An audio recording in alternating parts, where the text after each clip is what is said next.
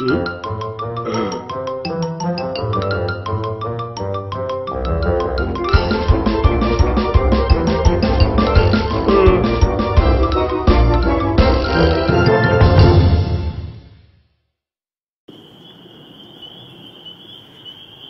next will be the 4-inch Jinsheng.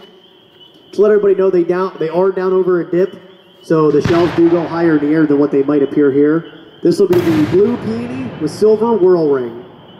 Next will be the purple chrysanthemum double layer flower.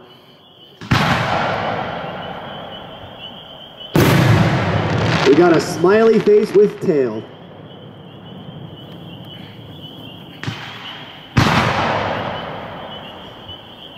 Next will be the green dahlia with 1,000 glittering pistil.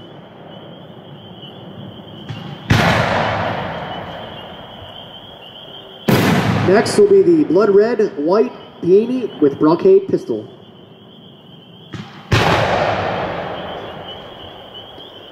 We're going to be to flower.